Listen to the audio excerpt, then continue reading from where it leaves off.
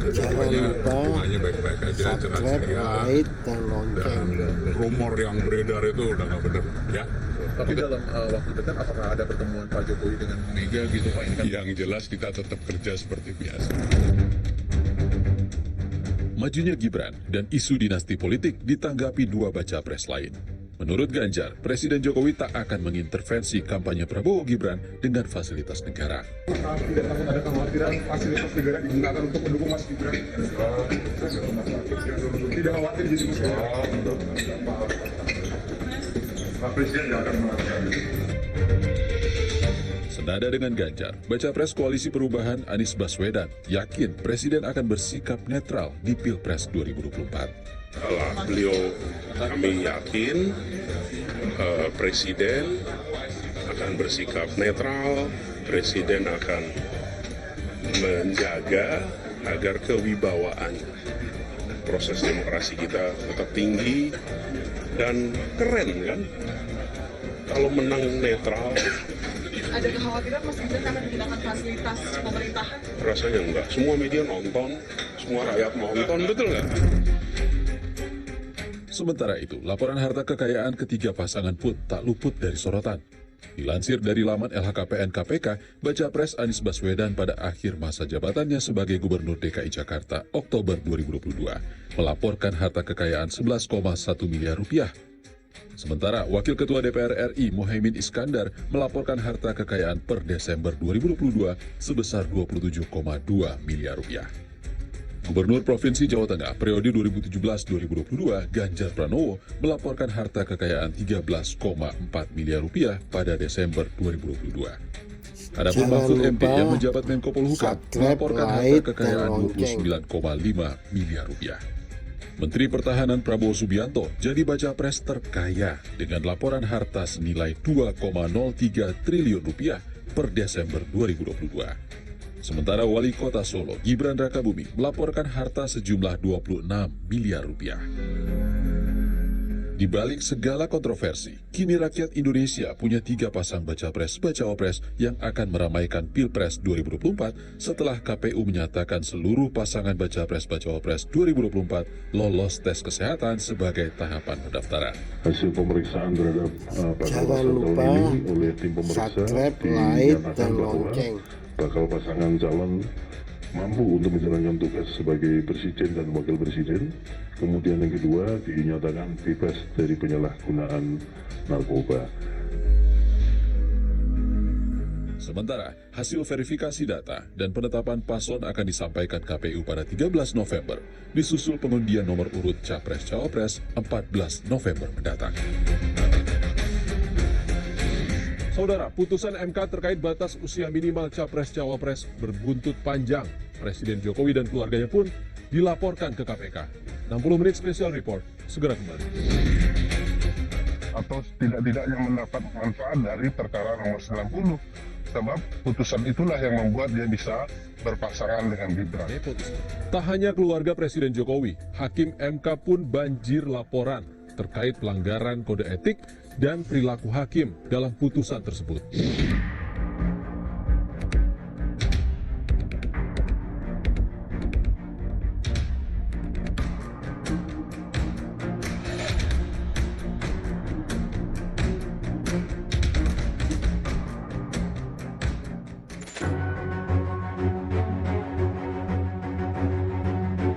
Pasca putusan Mahkamah Konstitusi yang mengabulkan gugatan terkait usia Capres-Cawapres, polemik terus bergulir. Sejumlah advokat yang tergabung dalam Tim Pembela Demokrasi Indonesia atau TPDI melaporkan Presiden Joko Widodo, Ketua MK Anwar Usman, Gibran Rakabuming Raka, dan Ketua Partai Solidaritas Indonesia Kaisang Pangarep ke KPK terkait dugaan tindak pidana kolusi dan nepotisme atas putusan MK. Dalam laporan itu, Presiden Jokowi dan keluarga dinilai sedang membangun dinasti politik yang memuluskan Gibran maju dalam kontestasi Pilpres 2024. Melaporkan dugaannya adanya tadi kolusi nepotisme yang diduga dilakukan oleh Presiden kita RI Joko Widodo dengan Ketua MK Anwar, juga Gibran dan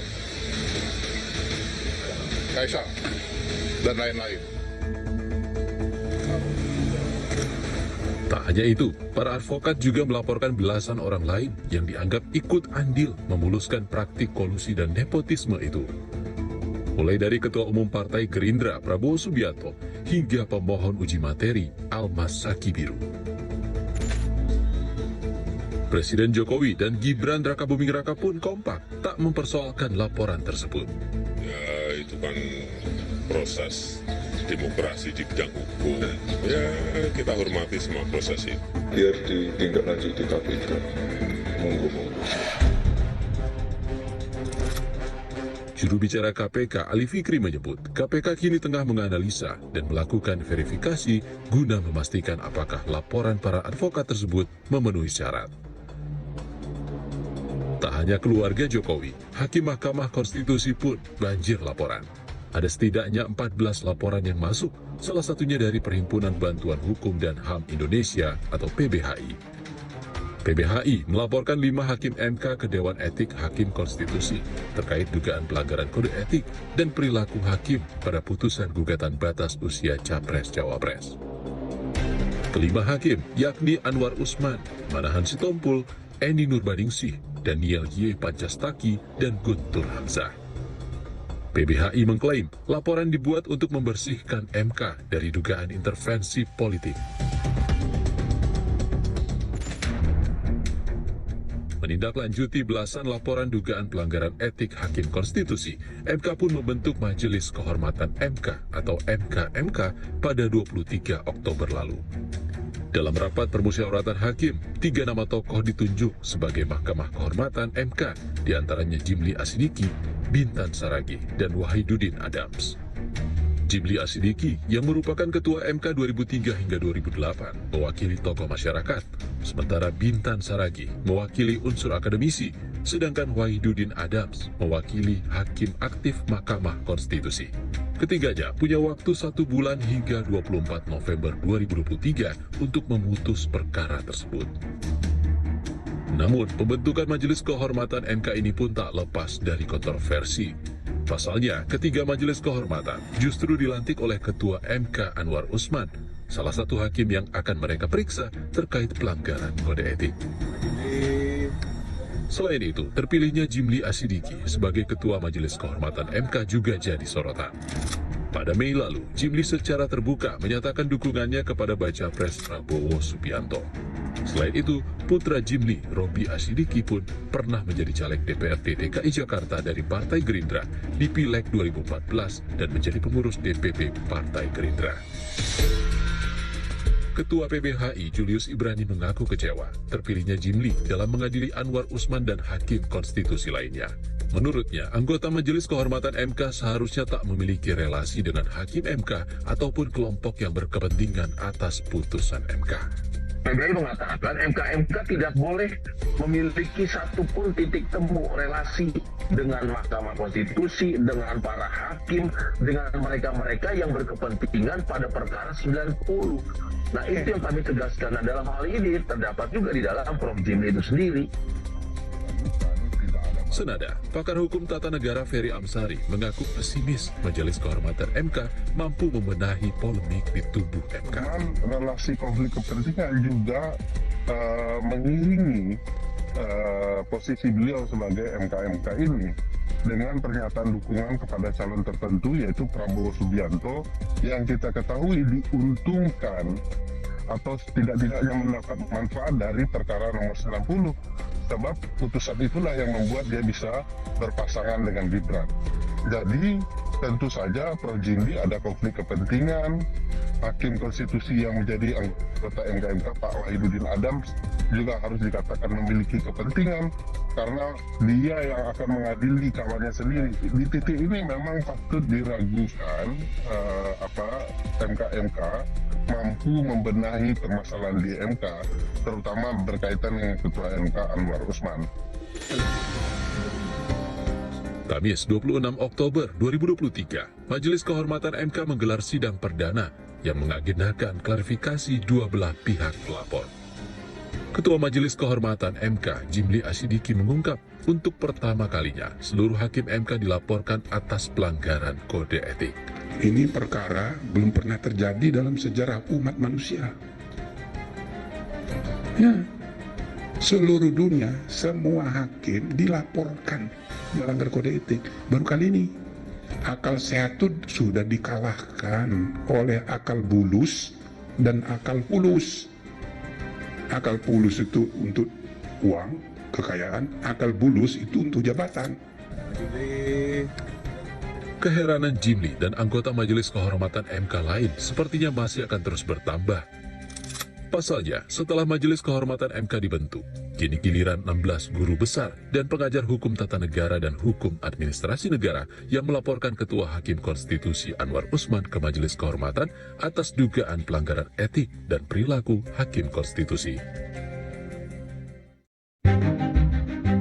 Ramai-ramai melaporkan Hakim Konstitusi memunculkan pertanyaan, apa yang sebenarnya terjadi di tubuh MK? Sebelumnya, Hakim Mahkamah Konstitusi Arief Hidayat bahkan secara gamblang menyatakan lembaga hukum konstitusi tengah berkabung.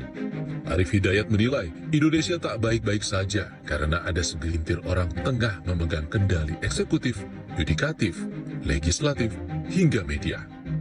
Saya mengatakan di berbagai sektor bidang kehidupan Indonesia sedang tidak baik-baik saja. Datang ke sini agak malu kenapa saya pakai baju hitam, karena saya sebagai hakim Mahkamah Konstitusi sedang bergabung. Karena di Mahkamah Konstitusi baru saja terjadi prahara.